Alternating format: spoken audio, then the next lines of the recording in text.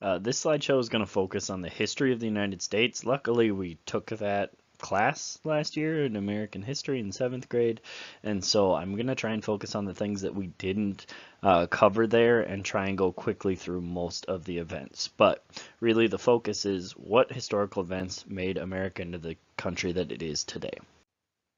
So the history of America really starts with the very first people that were here, which were the Native Americans. And there were a lot of different groups of Native Americans, but the question is, how did those people get here? Were there always people on the continent of North and South America? The answer is no.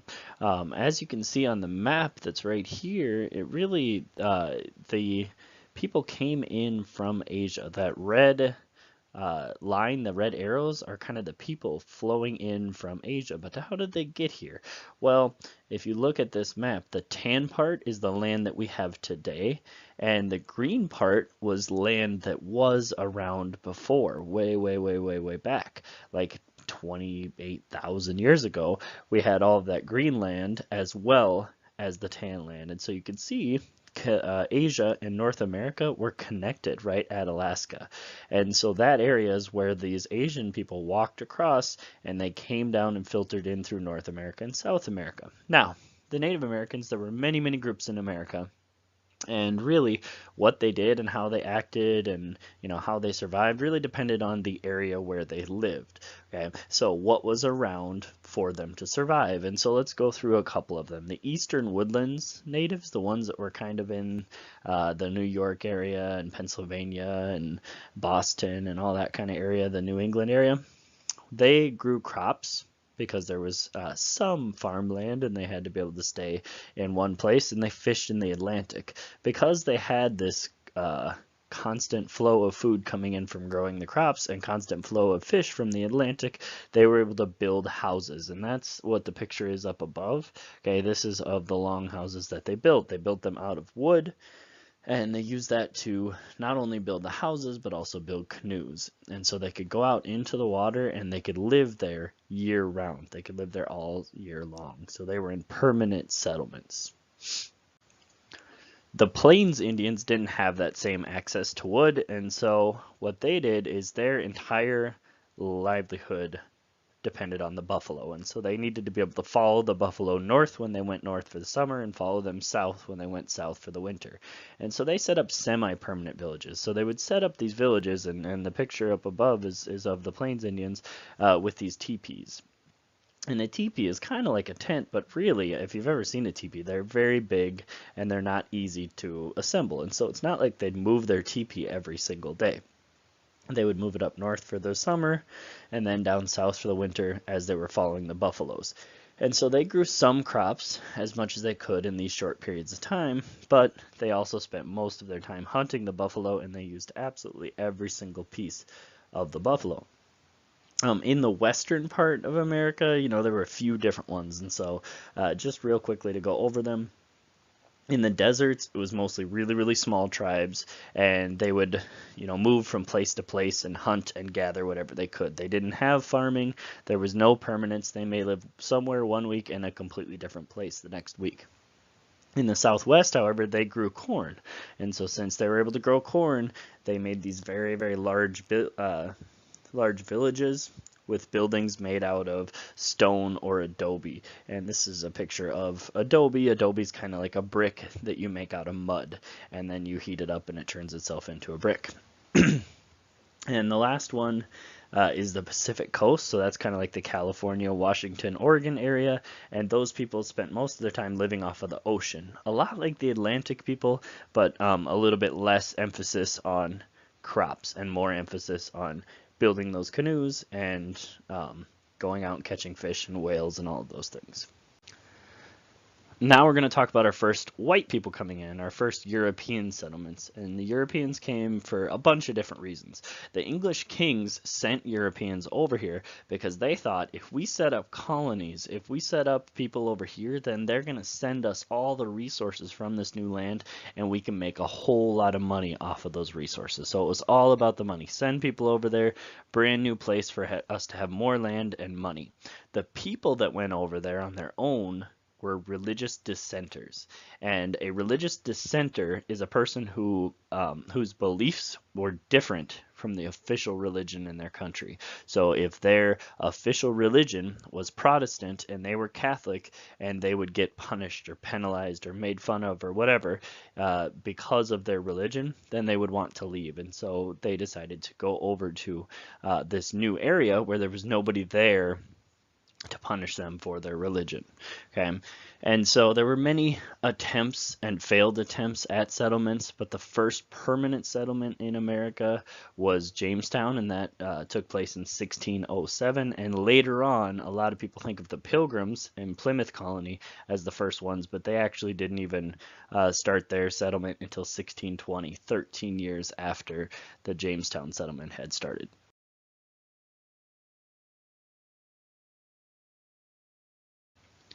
So what were these colonies like? If you look over on the right side, there's a map there. The red part are the New England colonies, the orange are the middle colonies, and the green are the southern colonies. And so there were 13 colonies set up, and the New England colonies, they had kind of a cold climate, as you know, and they had, rocky soil, not very good farming, and so they really relied on the forests and the sea and how close they were to England and other European countries. And so what they focused on was taking that wood, the forests, and building ships. And so they would build these ships, and they would trade with them, and they would fish with them, and then they could trade the fish and resources that they did have with the other countries to, get the food and other things that they needed. Okay. The middle colonies, however, the ones that are orange there, had really good soil, had a lot of rivers, and so they focused on farming because they could take the river. They would be used really, really well if they irrigated or watered their plants with it, and it also could be used to carry their goods down the rivers out to the ocean and then trade it off, oftentimes taking it to the New England colonies, and they would send it across the ocean. And so they farmed easily enough to survive and made a little bit of extra money off of it. And those southern colonies in green, they had the best overall time as far as climate went. So they had a warm climate, and a warm climate was great for farming because, there's only a small amount of time where crops are not growing there. So you can grow any crops that you need to. And so they ended up setting up in the South a lot of plantations, they're called. And plantations are these huge farms, these enormous farms where they could grow all kinds of cash crops. And these cash crops, what is a cash crop? A cash crop is a crop that, some type of plant, right, that is grown just to be sold somewhere else. Okay, so you're not growing it for yourself, you're not growing it to survive, you're not growing it for anything. A lot of times it wasn't even crops that you needed to survive, it wasn't food or anything like that, it was like tobacco or cotton, luxury items. And so they spent they could make a ton of these cash crops and make money off of it, and then they could buy the food from the middle colonies, and they could send these cash crops up to the New England colonies to be traded with the other countries. Because of the resources available and the room for growth, the colonies started to grow really, really fast after they got established. And so basically what England was doing was making a whole bunch of money off those colonies. And the kings were right, they were making a lot of money. And so because they were making so much money and there weren't any problems over in America, they basically just said, go ahead and control yourself. You're still part of England, but you can make your own government, make your own laws, all that kind of stuff. And so they were left alone for many, many years. And then the French decided that they would attack and try and take over the land that England owned, the colonies. And so the French and Indian War happened. Now, the French and Indian War, it's important to know, the French and Indian War was between the French and the British. Okay, and so it's called the French and Indian War because the British were saying that they were fighting against the French and the Indians. Okay, and so this war happened, and it was a big deal, and this is where George Washington was a junior officer, and he learned to fight and did really well. He was actually pretty lucky because he had his horse shot out from under him a few times and never got shot, and one time his hat got shot off at the top of his head, and he survived all of this to go on and be, a great American hero and the first president. So kind of lucky, but anyways, through all this war, the one thing about war is no matter what, win or lose, it costs a lot of money to put on a war. And so the England went into a bunch of debt fighting against the French and Indian and winning this war. Okay. And so they had to pay that debt back. They owed a whole bunch of money. And the war was fought in America, so they thought, well, the Americans should pay that back. And so they started to tax the colonists. The colonists started to get angry, tried to fight against it, and they said, you know what, we're in charge of you. And so they kind of took away that ability for the Americans to govern themselves too. And so those colonists started to get more and more angry. And so then they taxed the sugar. And anytime you bought sugar, you had to pay a special tax. And the people got angry. And they taxed tea. And the people got angry. And they had a stamp tax where any official document, you had to have it stamped by a government official. And you had to pay for that. And so the colonies just kept getting angrier and angrier and angrier at Great Britain.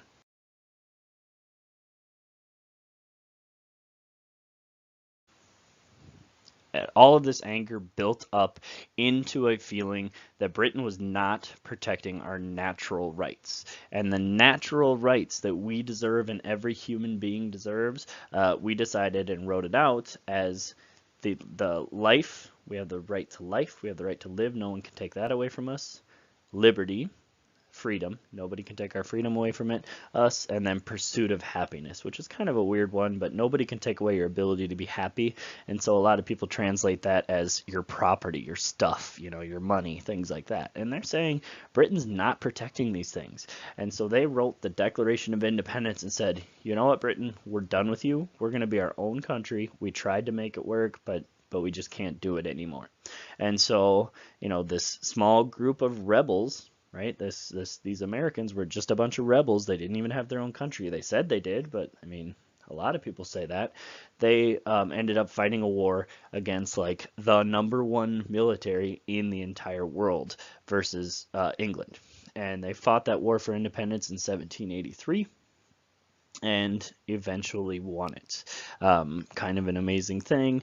George Washington was kind of the main general behind the whole thing. They fought really hard, and the French helped out as well against England, and they ended up getting their independence. Now, they tried a couple different kinds of governments after they got their independence, and eventually settled on the Constitution. Now, the Constitution did a lot of different things, but a couple of the really important parts of the Constitution is that we were going to split up the powers.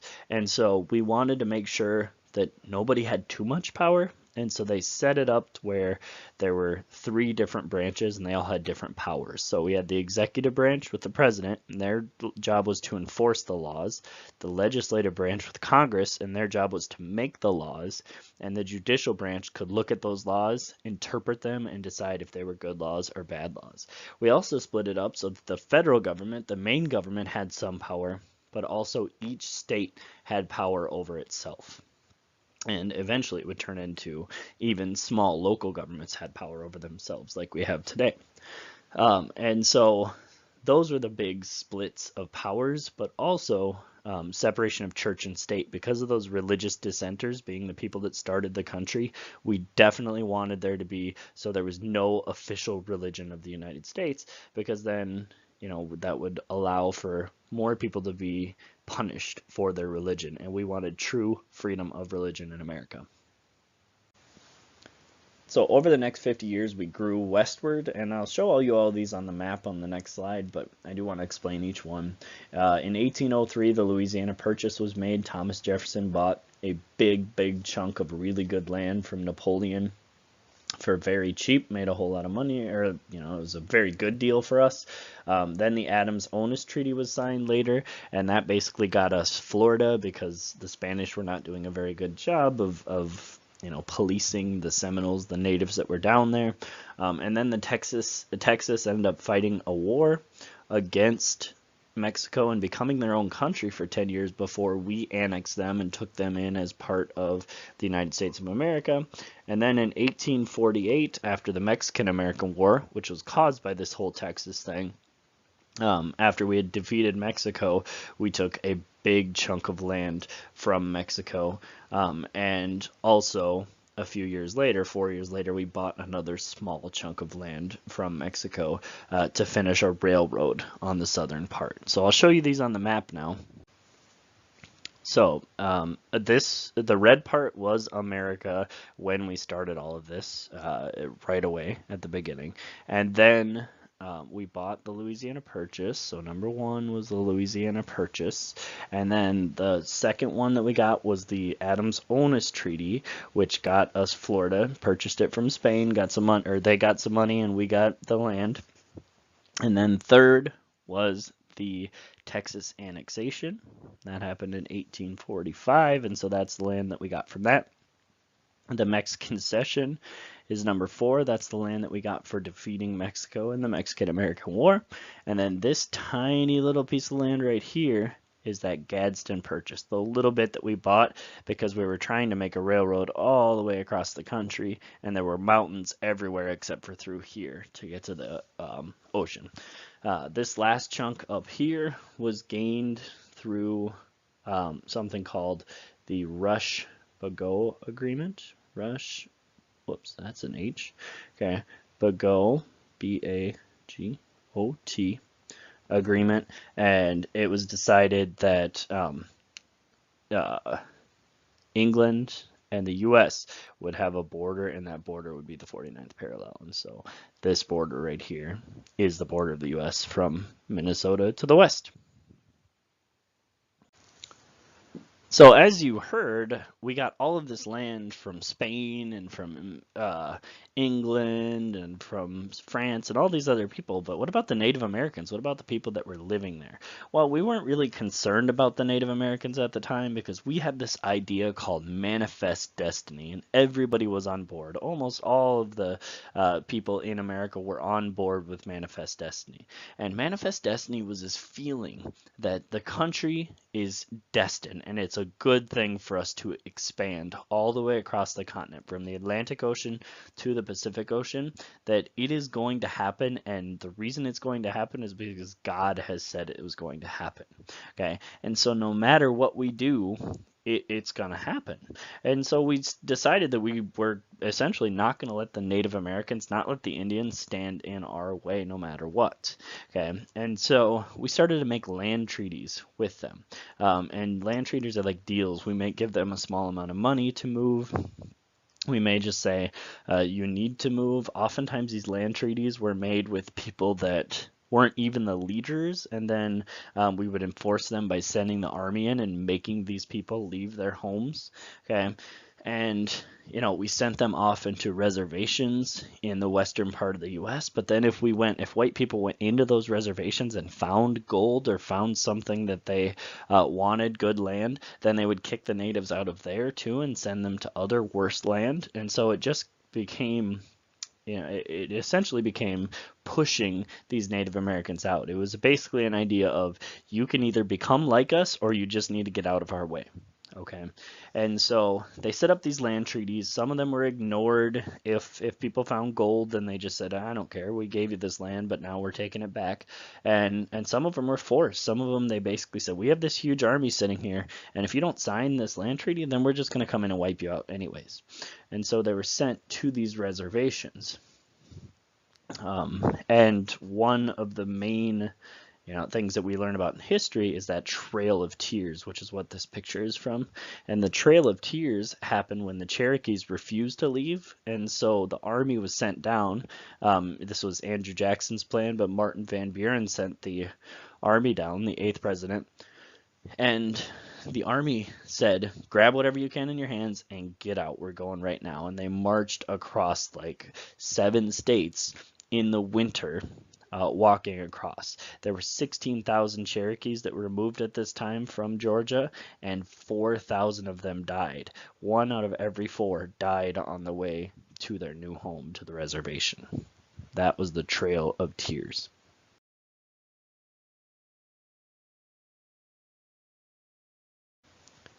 Our first almost 100 years that the country was around, there was a whole lot of argument going on, a lot of it about slavery. And so many states wanted the right to decide if they had slavery, and some of them just said slavery's wrong, we need to get rid of it completely. And so there was this battle going on throughout our first nearly 100 years of our country. And eventually it reached a tipping point because the South, they needed slavery. It was important to them. They couldn't run their farms without the slaves at that time.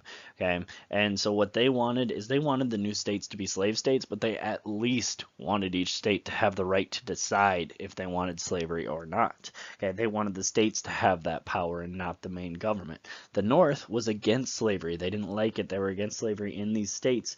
And so they wanted the federal government to take the power to just completely get rid of slavery everywhere in the country is really what they wanted. And so the South decided, after a whole lot of anger and fighting and feeling like they were losing ground because more and more people were against slavery, they decided that they were going to fight a war of independence. And so the South, the word is seceded from the country, and that means you break off from the country and declare your own independence. Okay, and it led to the Civil War, where Abraham Lincoln in the North were trying to get the South to come back and be part of the country, and the South was saying, no, we're done, we're our own country, we'll deal with slavery how we want to deal with it. Okay? And so the Civil War was the bloodiest war in American history. The most Americans died in that war, and the reason was not because they had the biggest weapons, not because they had machine guns and bombs, because they didn't. Okay, there were worse wars after that, but more Americans died because everybody that died from the North and everybody that died from the South were all Americans. And so every single person that died in this war was an American. And after the war ended, there was a lot of anger between the North and the South, and the country had to spend a whole lot of time rebuilding. And there still is some anger between the North and the South that lingers from this Civil War. During and after the Civil War, the Industrial Revolution happened in America, and an industrial revolution just means you are moving from machines and things like that are powered by humans and animals, moving over to like a fuel source powering them, like a steam engine or electricity, things like that started to come in. And so because of the Industrial Revolution, there were all kinds of inventions like steel plow that could cut through the earth better than the old plows, barbed wire that could keep cattle and cows in one place instead of just running around crazy. And so the farming started to become easier because of these, and less people were needed to do the same amount of farming. And so farming became even more profitable. And factories started to grow too. And these factories with the engines, electricity, and machines and things like that, they were able to make really, really fast a whole lot of stuff really, really fast. And they can make it for cheap because they can make it so fast, right? And the transportation increased too, with steam engines, steamboats, railroads. Okay, and then we started to build more and more canals, which are those rivers that you build, that you dig out yourself. Okay, like the Erie Canal, like we talked about last year with the Panama Canal. And so they were able to move their goods a whole lot faster. And so America started to grow. Okay, their economy started to grow. People started to move from the country, from out in this big area of land where there weren't cities, all started to move into the cities. So we had a lot more people moving into the cities and working in factories instead of all these people farming. So now let's take a break to quickly look at the history of immigration, because immigration has been so important and it really has influenced our culture throughout history. And so before the Civil War, the main group of immigrants were from kind of Western, Southern, Central Europe, and they were coming in, people like Irish people and German people, and they influenced the culture and made it into kind of that very first or that second wave of Americans. It mixed in with that English culture and made a true American culture. And then in the early 1900s, after the Civil War had ended, and right before World War I, the Italians started to come in, Polish people, Hungarians, okay, people from further east in Europe, as well as many Jewish people who were being persecuted at the time because of their religion. So kind of that same story. And so what did they do? They built America. They made America into what it is today. They worked in the factories. They filled those places up, and they started to, make a whole lot of money for these factory owners and make a boom in the factory industry. And they built the railroads that went all the way across our country. Many people died making them, and so many of them are immigrants or former slaves who built this country, who built our railroad system, which was so important to our country. And they also started their own businesses and started to build up the American economy. So what did immigrants do? They are America. They built America. Okay, immigration is so important to America. So I did a couple of pictures on here, and this top one is of Ellis Island in New York, where you would be processed as a new immigrant coming in. And then on the other side, if you were coming from Asia, you would come into San Francisco to Angel Island, which is the island on the west coast of America, to be processed.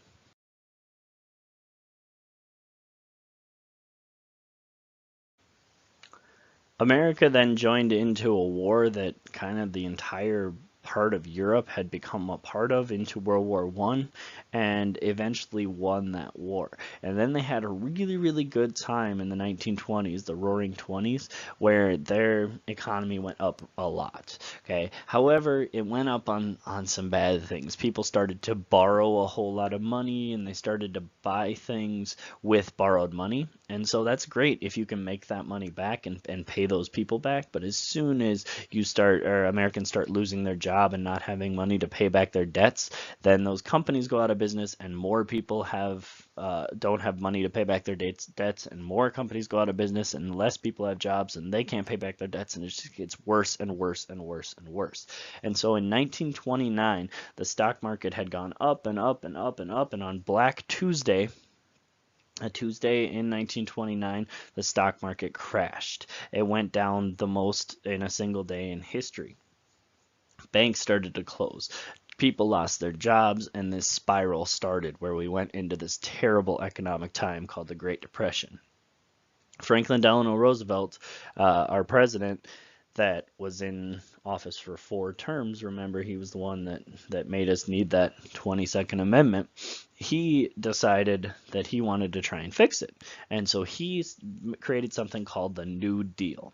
And the New Deal was his plan to try and get us out of the Depression. And so he spent government money and government resources as much as he could to try and make jobs. He set up all these organizations where the government would pay people to build roads, and the government would pay people to build bridges and parks and all of these things. Okay, and so he wanted to create those jobs. And then he started to make new rules for the banks that would make them more safe and stop the problem of people running to the banks, taking all their money out, and making those banks fail. He said the government will insure your money that's in the bank, and we'll give it back to you even if the bank fails. The government will pay you for that. And then he also made new rules for businesses to make them run in a more fair way. And last but not least, all of these things went together, since he was spending government money and making government organizations, to make the federal government much bigger and much more powerful. So he built up the government through all of these things that he was trying to do to fix the Great Depression. But did he fix the Great Depression? No. There was something else that brought us out of the Great Depression. World War II. And so World War II happened in 1939, a war that started because of how Germany was punished by the rest of the Allies after World War I. They got angry, and eventually they found another leader who was just as angry as they were, Adolf Hitler, who took over and started this entire war. Okay. And so in 1939, the war started in the Pacific, which was where Japan was fighting against many countries because they were on Germany's side, and then also in Europe, where Germany and its allies were fighting against the other European countries. And so the United States didn't want any part of it. They had fought in the other one, but they wanted to stay out of it. They wanted to stay neutral. You know, you can sell fuel, you can sell guns to both sides, make a lot of money. We were having an economic crisis anyways, and so we just wanted to do that. But then in 1941, 2 years later, Pearl Harbor happened. And so Japan was running out of oil, and they realized that they needed to get a stronger hold in the Pacific Ocean to try and get some oil. And so they attacked at Pearl Harbor. They did a surprise attack at Pearl Harbor, which is an area in Hawaii, and they attacked America. So it was like one of the only modern attacks on American soil in modern history. And so they came in, they attacked, they sunk many ships, many Americans died, and basically what that did is being attacked brought us into the war. It brought us into the war, and it brought us into the war on the side of the Allies. And so 4 years after that, the Allies, with the help of the United States, had pushed Hitler back and had won the war, had eliminated Hitler as a power, and dropped nuclear bombs on Hiroshima and Nagasaki in Japan, and had made Japan surrender as well. Okay. And so what this war did is a whole lot of people died. It was a horrible, horrible war. Many Americans died. Many people in Europe died.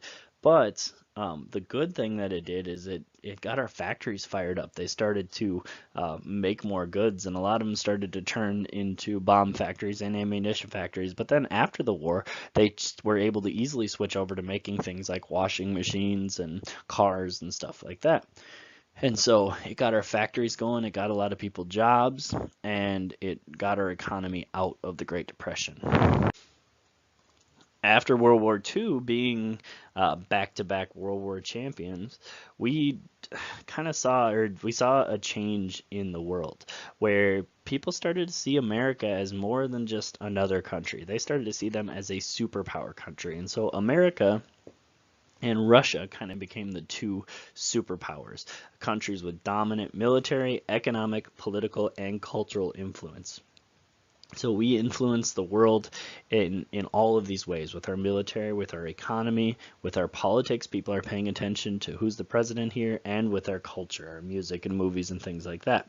And so this kind of battle with Russia lasted many years. It was called the Cold War, and eventually that ended, and Russia's power has faded a little bit, and other countries have kind of stepped into that superpower role. But anyways, as we are this superpower, we started to look inward and see some of the problems we had in our own country. And we realized, we still need to bring African Americans, not just to not being slaves, because we took care of that in the Civil War, but we need to have them be equal. And so in the 1960s, we had a civil rights movement in which we challenged discrimination. And really, it didn't just help African Americans. Okay, it helped all types of people because we created laws that gave equal rights to everybody. And so that is essentially the bullet points of the history of America.